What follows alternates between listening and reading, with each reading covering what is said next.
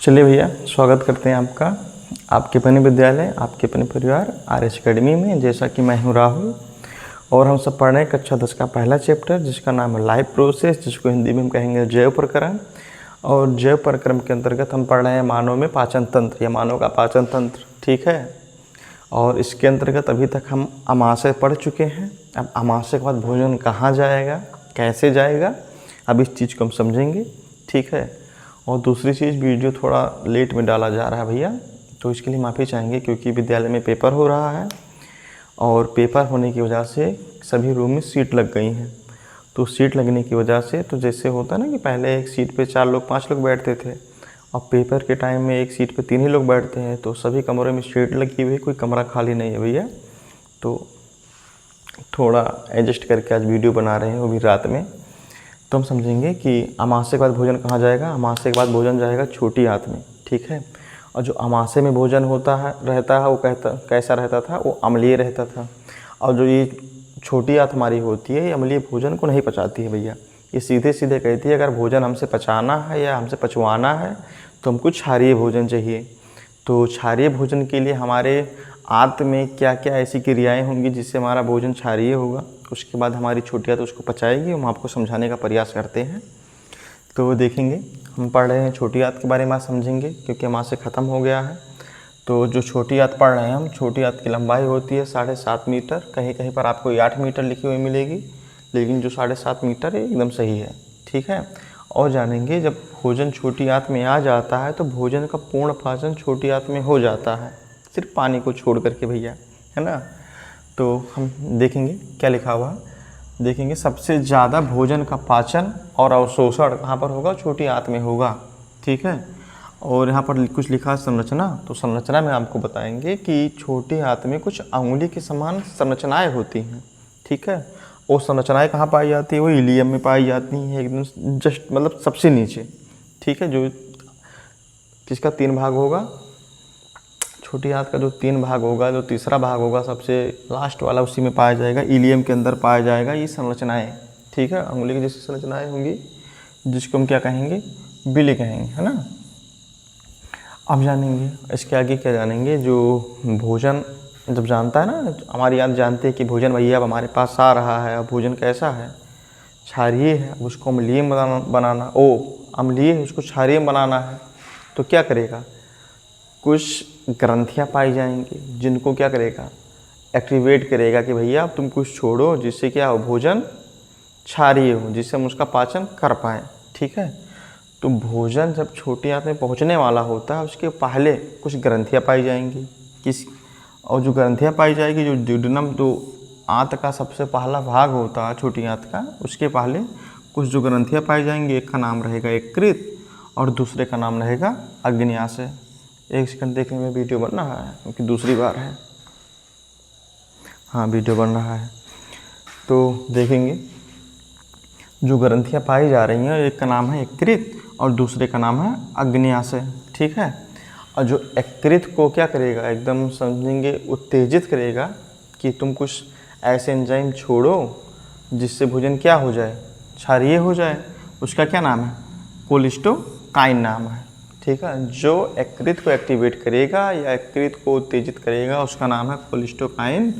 और जो अग्न्याशय को एक्टिव करेगा, उसका नाम है सेक्रेटिन। ठीक है। इतना बात आपको आया समझ में।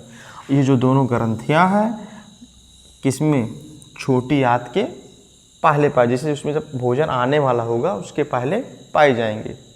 ठीक है।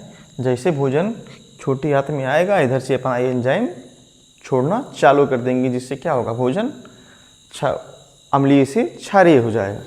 ठीक है। अब देखो, यकृत जो होता है, यकृत या भूरा रंग का होता है।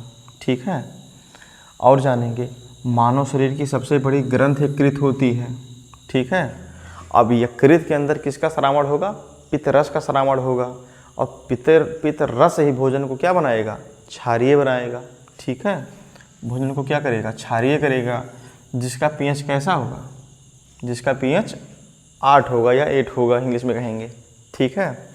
और जानेंगे, पित्त रस के अंदर पित्त लवण पाए जाते हैं। ये देखिए यहाँ पर लिखा गया है, पित्त रस के अंदर पित्त लवण पाए जाते हैं, जो क्या करते हैं, मलचीकरण के द्वारा वसा की बड़ी गोलियों को छोटी गोलियों में तोड़ने का काम करते हैं।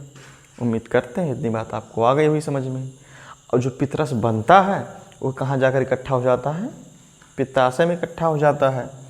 कई बार क्या होता है, यहीं पर पथरी उथरी हो जाती है तो उसको काट करके हम निकलवा देते हैं, कटवा करके ऑपरेशन के द्वारा।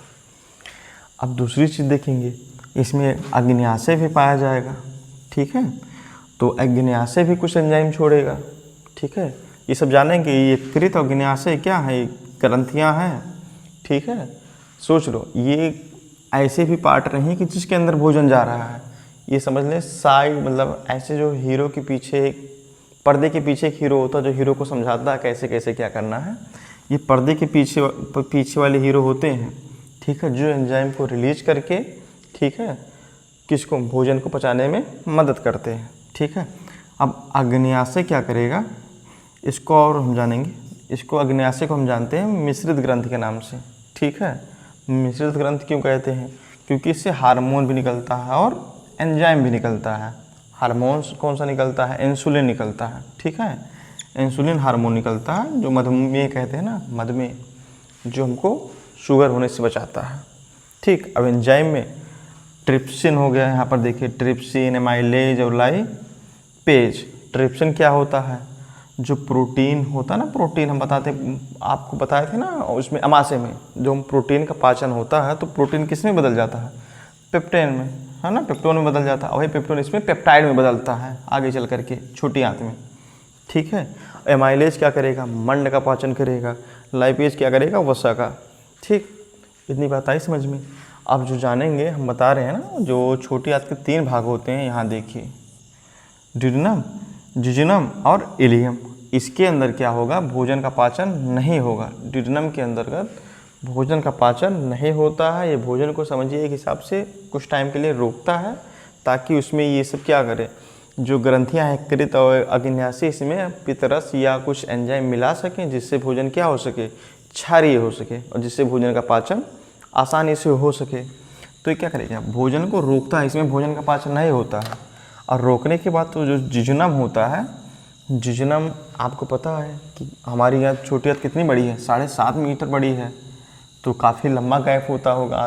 गैप का मतलब काफ़ी बड़ी होती है हमारी छोटी आंत, तो इनमें फैलाव भी अधिक होगा, या जगह भी अधिक होगी।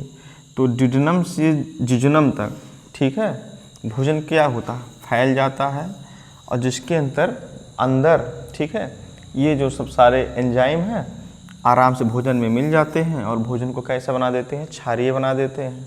ठीक है, और जो आगे चल के जब इलियम में पहुंचता है, इलियम में छोटे छोटे उंगली की जैसी संरचनाएं पाई जाती हैं, जिसका नाम है विली। यहाँ देखिए, पहले ही आपको बता दिए थे, जो भोजन से पोषक तत्वों को ग्रहण कर लेगी, ठीक है, या उससे पोषक तत्वों को अपने अंदर अवशोषित कर लेगी, और उस शेष भोजन को कहाँ भेज देगी? बड़ी आंत में। ठीक है, बड़ी आंत में। ठीक है, अब बड़ी आंत में क्या होगा?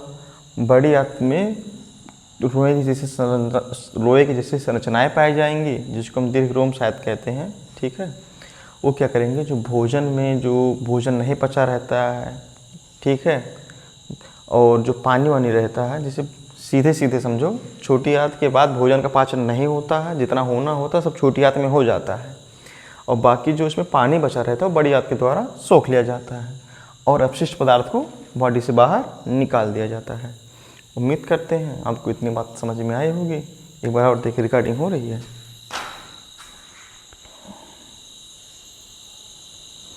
हाँ भाई, रिकॉर्डिंग हो रही है, तो एक बार आपको दोबारा समझाने का प्रयास करते हैं। हम पढ़ रहे हैं कक्षा 10 का पहला चैप्टर, जिसको इंग्लिश में कहेंगे जैव प्रक्रम, हिंदी में कहेंगे जैव प्रक्रम, इंग्लिश में कहेंगे लाइफ प्रोसेस। और उसके अंतर्गत हम पढ़ रहे हैं मानव में पाचन, और मानव में पाचन में हम अमाशय तक पढ़ चुके हैं कि अमाशय के अंदर कैसा पाचन होता है। ठीक है, और अमाशय के बाद भोजन कहाँ पर पहुँचेगा? छोटी आंत में पहुँचेगा। और जो अमाशय में भोजन होता है भैया, वो रहता है अम्लीय, और जो छोटी आंत जो भोजन को पचाती है वो क्षारीय भोजन को पचाती है। छोटी आंत कहती है हम अम्लीय भोजन को नहीं पचा पाएंगे, कुछ ऐसा काम करो कि भोजन क्षारीय हो जाए, जिसका पाचन हम सही रूप से कर पाएँ। ठीक है, तो क्या होता है, भोजन को क्षारीय बनाने के लिए, ठीक, कुछ ग्रंथियाँ पाई जाती हैं। ठीक है, जो कुछ एंजाइम सेक्रेट करेंगे, एंजाइम सेक्रेट होंगे, उसके बाद भोजन कैसा हो जाएगा, अम्लीय से क्षारीय में बदल जाएगा। वो ग्रंथियाँ क्या होती है, एक यकृत होती है और दूसरा अग्न्याशय होती है। यकृत क्या क्या काम करेगी, यकृत करेगी पित्तरस का श्रावण करेगी, ठीक है, जो भोजन को क्या करेगा, अम्लीय से क्षारीय में बनाएगा, ठीक है, जिसका पीएच क्या होगा, 8 होगा, ठीक है। और जानेंगे यकृत भूरे रंग का होता है या भूरे रंग की ग्रंथ होती है, ऐसे समझेंगे। और यह मानव शरीर की सबसे बड़ी ग्रंथ होती है, यहाँ पर लिखा है, ठीक है। और जानेंगे जो पित्तरस बनेगा, पित्तरस जाके इकट्ठा कहाँ होगा, पित्ताशय में इकट्ठा होगा। और पित्तरस के अंदर कुछ पित्त लवण पाए जाएंगे जो क्या करेंगे, वसा की बड़ी बड़ी गोलियों के मलचीकरण के द्वारा छोटी छोटी गोलियों में तोड़ देंगे। उम्मीद करते हैं इतना बात आप आ गया होगा समझ में। और फिर अग्न्याशय क्या करता है, इसको मिश्रित ग्रंथ के नाम से भी जानते हैं, क्योंकि ये हार्मोन का भी श्रावण करता है और एंजाइम का भी, ठीक है। हार्मोन में इंसुलिन का करता है जो हमको मधुमेह से बचाता है, और एंजाइम में ट्रिप्सिन हो गया, यहाँ पर देखिए ट्रिप्सिन, एमाइलेज और लाइपेज, है ना। अब जानेंगे, अब आगे चल कर के जब हम पढ़ेंगे, इतना तो आप आपके ये बता रहे थे कि जो भोजन आ रहा होता है, भोजन को अम्लीय से क्षारीय में, इतना इन लोगों का काम है बदलने का। आप जो छोटी आंत के बारे में हम जानेंगे। छोटी आंत के 3 भाग होते हैं, यहाँ पर देखिए छोटी आंत के 3 भाग होते हैं। पहला नाम है डिड्यूनम, दूसरा का नाम है जिजुनम और तीसरा का नाम है इलियम।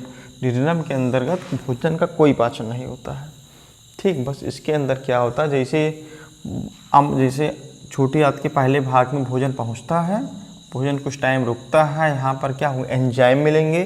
और मान लीजिए दूसरा भाग यहाँ से यहाँ तक का है, यहाँ से यहाँ तक में भोजन का फैलाव होगा, ठीक है, जिससे एंजाइम उसमें अच्छी तरीके से मिल जाते हैं।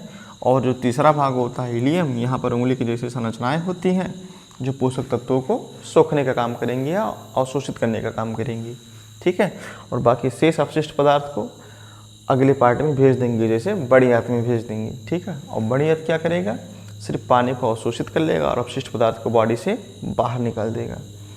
और जानते हैं, अगर आपको जो पित्त बार बार हम आपको बता रहे हैं ना, पित्त क्या होता है, अगर आप कहीं पर मुर्गा को कटाए होंगे, ठीक है, या पर जहाँ पर कहीं बकरा वकरा कटता है, मटन वटन, ठीक है, तो देखेंगे कि इतनी बड़ी सी होती है, ठीक, हृदय के जस्ट नीचे पाई जाती है।